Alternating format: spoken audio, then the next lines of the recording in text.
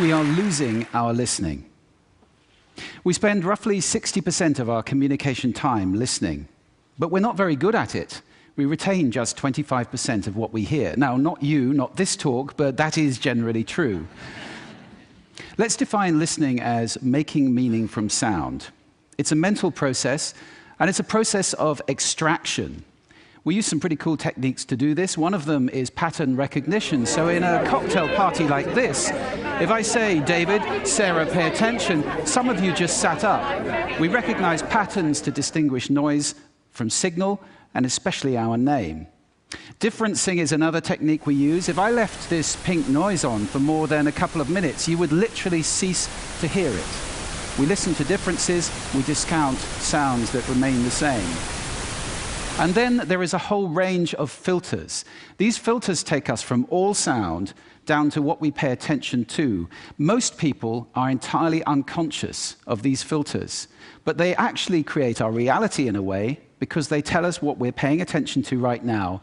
I'll give you one example of that. Intention is very important in sound, in listening. When I married my wife, I promised her that I would listen to her every day as if for the first time. Now that's something I fall short of on a daily basis. But it's a great intention to have in a relationship. But that's not all. Sound places us in space and in time. If you close your eyes right now in this room, you're aware of the size of the room from the reverberation and the bouncing of the sound off the surfaces. And you're aware of how many people are around you because of the micro noises you're receiving. And sound places us in time as well, because sound always has time embedded in it.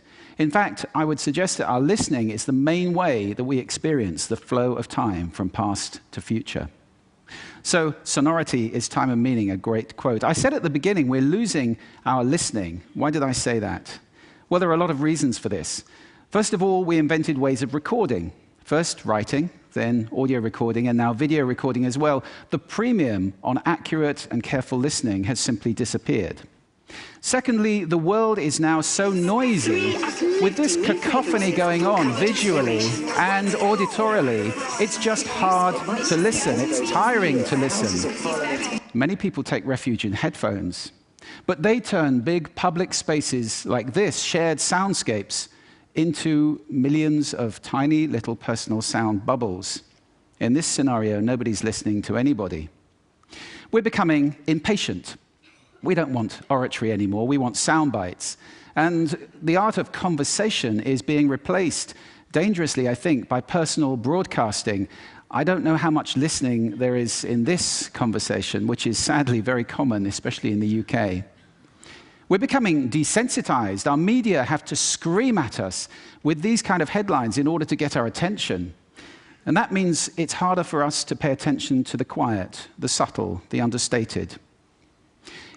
This is a serious problem that we're losing our listening. This is not trivial, because listening is our access to understanding. Conscious listening always creates understanding, and only without conscious listening can these things happen. A world where we don't listen to each other at all is a very scary place indeed. So I'd like to share with you 5 simple exercises, tools you can take away with you to improve your own conscious listening. Would you like that? Yes. Good. The first one is silence. Just 3 minutes a day of silence is a wonderful exercise to reset your ears and to recalibrate so that you can hear the quiet again. If you can't get absolute silence, go for quiet. That's absolutely fine. Second, I call this the mixer. So even if you're in a noisy environment like this, and we all spend a lot of time in places like this, listen in the coffee bar to how many channels of sound can I hear? How many individual channels in that mix am I listening to? You can do it in a beautiful place as well, like a lake.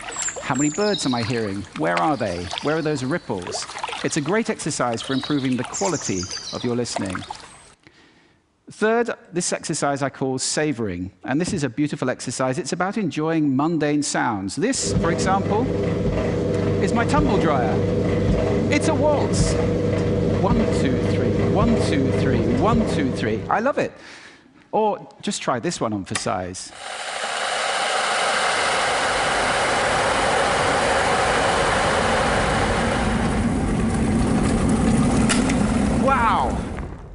So mundane sounds can be really interesting if you pay attention. I call that the hidden choir. It's around us all the time. The next exercise is probably the most important of all of these. If you just take one thing away, this is listening positions. The idea that you can move your listening position to what's appropriate to what you're listening to.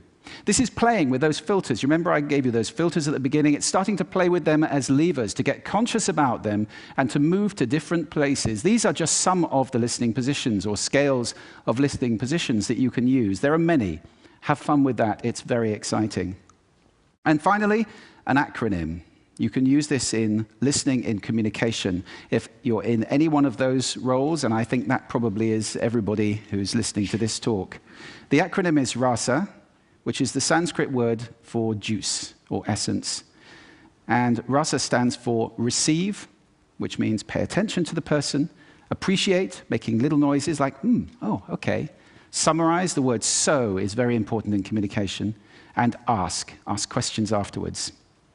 Now, sound is my passion, it's my life. I wrote a whole book about it, so I live to listen. That's too much to ask for most people. But I believe that every human being needs to listen consciously in order to live fully. Connected in space and in time to the physical world around us, connected in understanding to each other, not to mention spiritually connected, because every spiritual path I know of has listening and contemplation at its heart. That's why we need to teach listening in our schools as a skill. Why is it not taught? It's crazy. And if we can teach listening in our schools, we can take our listening off that slippery slope to that dangerous, scary world that I talked about and move it to a place where everybody is consciously listening all the time, or at least capable of doing it. Now, I don't know how to do that, but this is TED. And I think the TED community is capable of anything. So I invite you to connect with me, connect with each other, take this mission out, and let's get listening taught in schools and transform the world in one generation to a conscious listening world, a world of connection, a world of understanding, and a world of peace. Thank you for listening to me today.